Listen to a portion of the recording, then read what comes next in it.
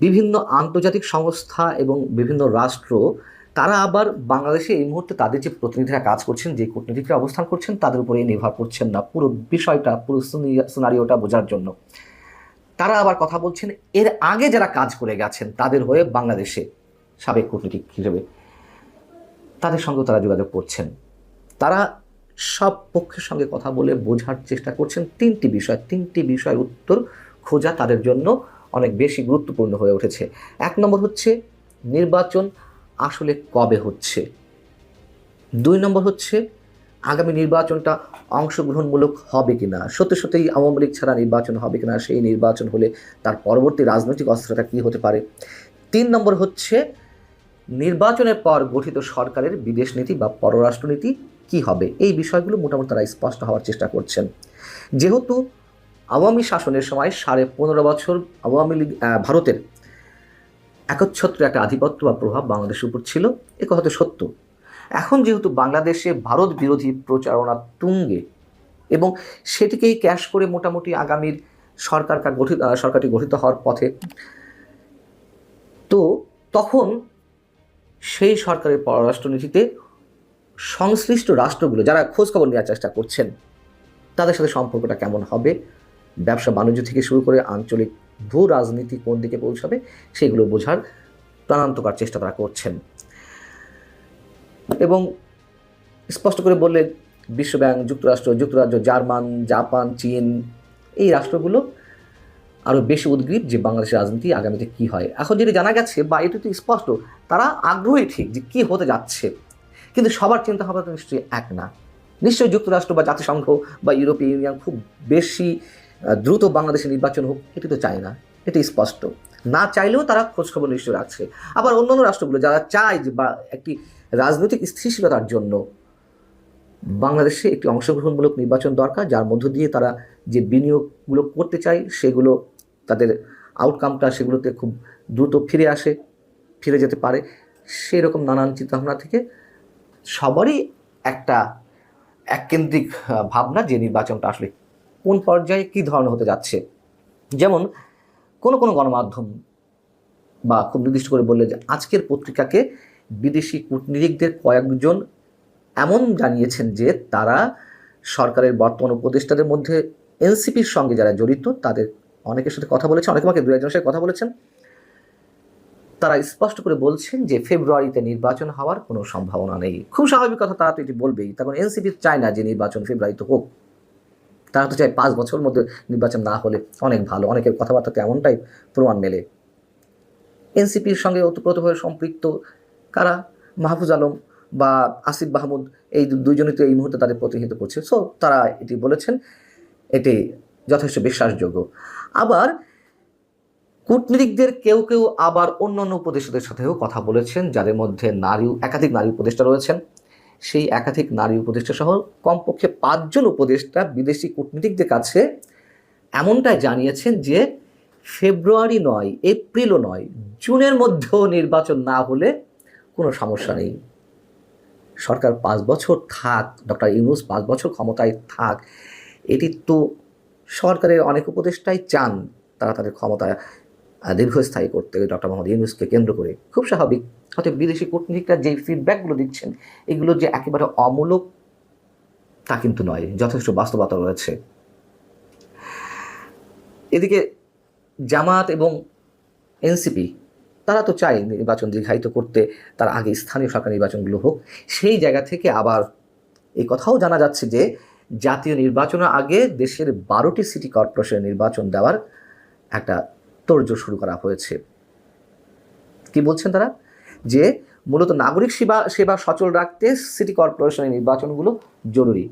তো নাগরিক সেবা সচল করতে কি শুধুমাত্র 12টি সিটি কর্পোরেশন নির্বাচনই জরুরি?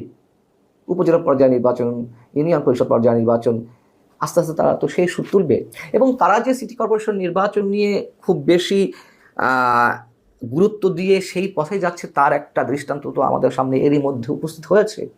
আসিফ মাহমুদ সজীব ভুঁইয়া স্পষ্ট করে বলেছেন ঢাকার দক্ষিণ সিটি কর্পোরেশন মেয়র পদকে কেন্দ্র করে বিএনপির ইশরাক হোসেন যে আন্দোলনটি তৈরি করলেন তাতে করে সরকারের জন্য বিষয়টি বিব্রত করা হলো।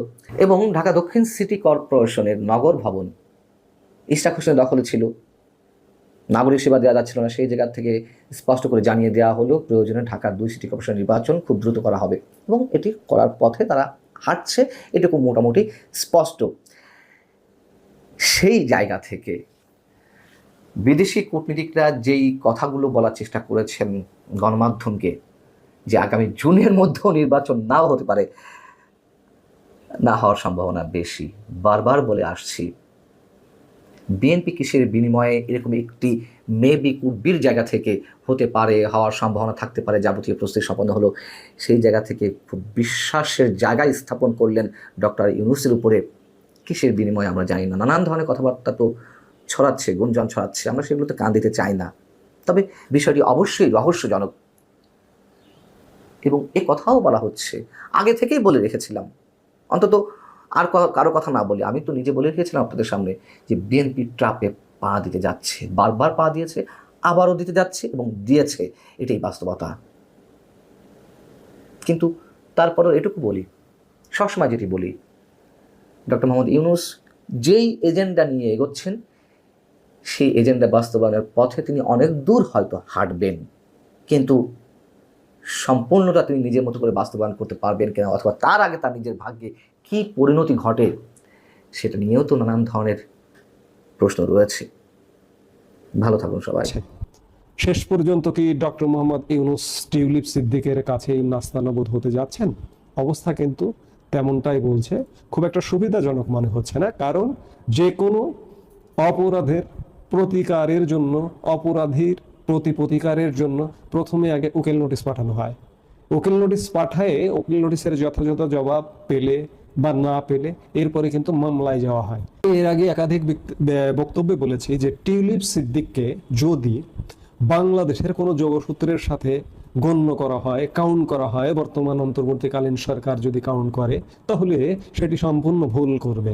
সেই জায়গায় টিউলিপ সিদ্দিককে নিয়ে যেভাবে টানাহেঁচড়া, নাস্তানাবুদ, তার মানহানি করবার জন্য যেভাবে লেগে পড়েছে তৃতীয় বিশ্বের বাংলাদেশ, সেই জায়গায় আজকে টিউলিপ সিদ্দিক প্রতিকার চেয়ে বা প্রতিবাদ জানিয়ে ডক্টর মোহাম্মদ ইউনূসকে কিংবা দুদককে, বাংলাদেশের দুদককে উকিল নোটিশ পাঠিয়েছেন। এই উকিল নোটিশের পরবর্তী পদক্ষেপ হিসেবে যদি টিউলিপ সিদ্দিক ডক্টর ইউনূসের নামে মামলা করেন, তাহলে কেমন হবে বিষয়টা? আজকে টিউলিপ সিদ্দিক যদি মানহানির মামলা করেন, ক্ষতিপূরণের মামলা করেন, তাহলে ডক্টর মোহাম্মদ ইউনূস ফেসে যাবেন, যে এটি এক প্রকার নিশ্চিত। এখন আমরা দেখার অপেক্ষায় রয়েছে যে এই যে উকিল নোটিশটি এলো, এর পরবর্তী পদক্ষেপে কি ঘটে। অবস্থা দৃষ্টিতে মনে হচ্ছে যে টিউলিপ সিদ্দিকই ডক্টর ইউনূসকে নাস্তানাবুদ করে ছাড়বেন। কেউ তো পারছে না ডক্টর ইউনূসকে নাস্তানাবুদ করতে। সেই জায়গায় টিউলিপ সিদ্দিক ইতিমধ্যেই নাস্তানাবুদ করা শুরু করে দিয়েছেন। কদিন আগে আপনারা দেখলেন যে ডক্টর ইউনূস যুক্তরাজ্য সফরে গিয়েছিলেন, যুক্তরাজ্যের প্রধানমন্ত্রী পর্যন্ত ডক্টর ইউনূসের দেখা দেয়নি। যুক্তরাজ্যের রাজা তৃতীয় চার্লসের সাথে দ্বিপাক্ষীয় বৈঠকের একটি গল্প করেছে। আজ পর্যন্ত কোনো গণমাধ্যম, প্রধান উপদেষ্টা ডক্টর মোহাম্মদ ইউনূসের ফেসবুক পেজ, সোশ্যাল মিডিয়াতে কোনো ছবি প্রকাশ হতে দেখিনি, কিন্তু সরকারের তরফে বলা হয়েছে যে একটি দ্বিপাক্ষিক বৈঠক হয়েছে। বৈঠক হয়নি, একটি সাক্ষাৎ হয়েছে বা আধা মিনিটের, কিন্তু বৈঠকের গল্প দেওয়া হচ্ছে। যেটি হোক, টিউলিপ সিদ্দিক অন্ততপক্ষে ডক্টর ইউনূসকে এই সফরে নাস্তানাবুদ করতে পেরেছেন। আগামী দিনে আমরা দেখব যে আইনি পদক্ষেপে ডক্টর। দর্শক, সম্পূর্ণ ভিডিওটি দেখলেন, আশা করি বিষয়টি বুঝতে পেরেছেন। এ নিয়ে আপনার গুরুত্বপূর্ণ মন্তব্যটি অবশ্যই কমেন্ট বক্সে জানিয়ে দিবেন। ধন্যবাদ।